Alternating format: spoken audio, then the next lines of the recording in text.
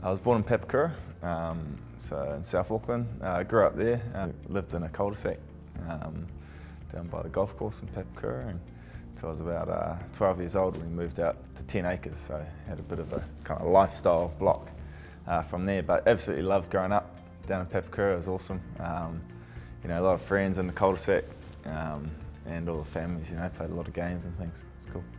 As a 10-year-old, I would have extremely shy. I wouldn't have said too many words at all. I had a picture of Jonah on my wall.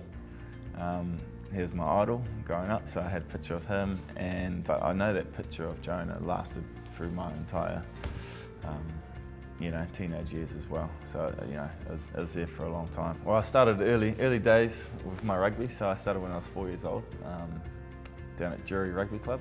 My older bro Gareth started at 6, and it's one of those guys who said to mum and dad, I guess, that if my brother's starting, why can't I? So I was in the same team, and, you know, didn't do too much.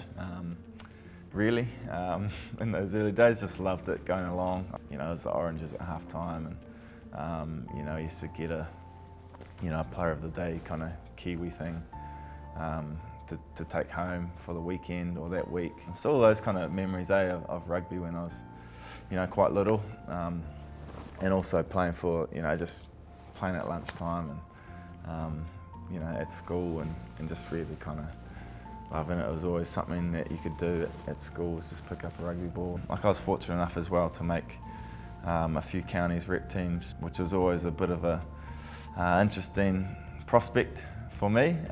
You know, getting me out of my comfort zone a little bit, because I was pretty shy and pretty, you know, kept to myself a wee bit. So probably for my development, it was kind of crucial, I guess, to you know, grow me as a person as well. So I think the other part of my secondary school rugby, which was probably one of the, you know, my best moments in rugby, was my first 15 years for Roseville College, and the most fun I've had in rugby, to be honest. Even you know, the teams I've been in since, which have been awesome, and I've created mates for life in the teams I've been in. But yeah, first 15 was definitely you know, an awesome time in my rugby life, and even my life in general.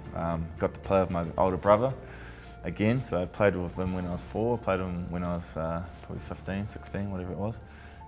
He was my captain in first 15, so it was cool. And I think, you know, you go through your teenage life as a boy, and you kind of don't really, I guess, share too many emotions and feelings with your brothers and things like that. So it kind of brought our relationship back to perhaps what it was when we were a bit younger, you know. So you know, got really tight as brothers, which was awesome. And made some really good mates, I guess, in those years of my first 15. I love music, I guess, as well, was one thing through high school. Just different bands like She Hard, Pluto, Good Shirt, they're kind of all just coming through when I was at high school. I'm a horrible singer, but I'll certainly love to dance, so I love to dance. You know, just get a wee hip shake, or, you know, tap the floor and things like that. It's my wife I took to the prom, so to our formal, whatever it was called back then.